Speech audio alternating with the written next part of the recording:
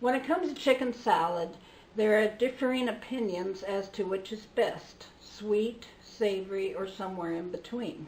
I tend to like it in between, so today I am going to demonstrate how I make the chicken salad over the holidays, because on the holidays I tend to have lots of leftover turkey and chicken, and I like to do something with it besides just sandwiches.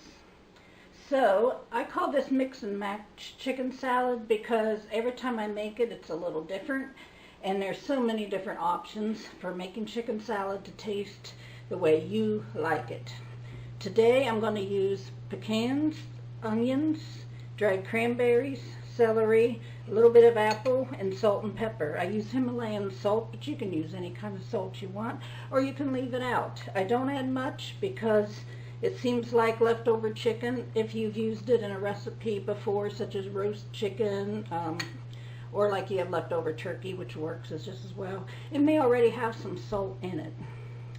So let's get started. Oh, before I get too far into it, I am going to list the alternatives that you can use to the way I make it, to also make it good, refreshing, and different every time.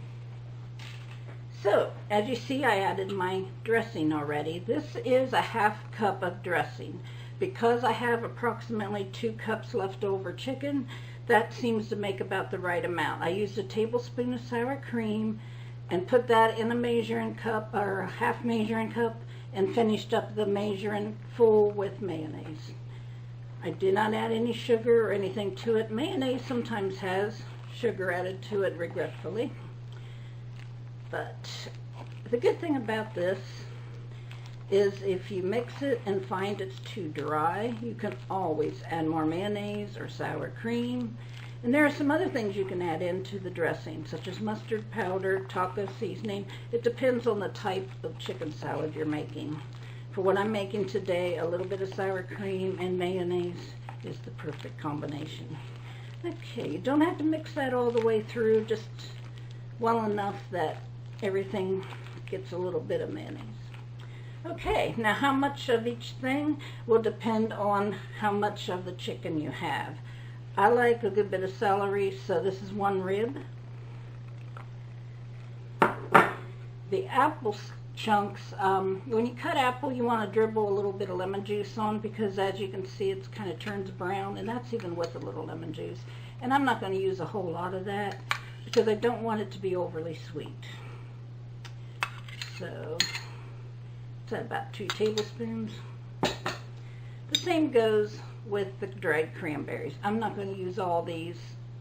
I'm going to put in just enough to give it a little bit of color and a little bit of tart flavor. I like a nuanced chicken salad.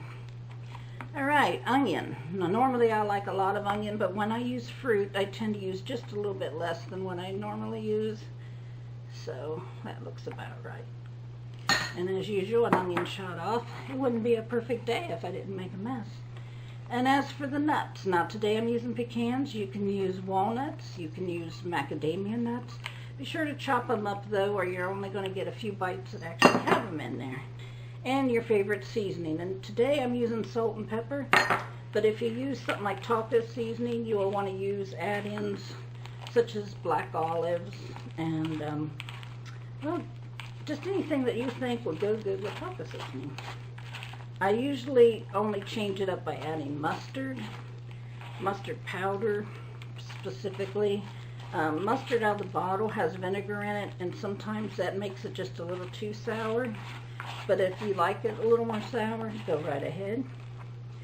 And in my recipe book, I will give several suggestions for using the different seasonings in the dressing and to what add-ins work best with that. As you can see, I am making a royal mess. Alright, that's all there is to it for that. And you can use this in sandwiches, put it on a bed of lettuce, stuff a tomato. There are just endless possibilities. And be sure to store it in the fridge. You don't want anybody to get sick.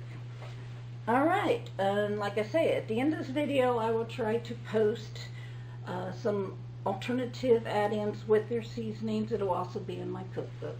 Thank you for stopping by my kitchen, and you have a great day.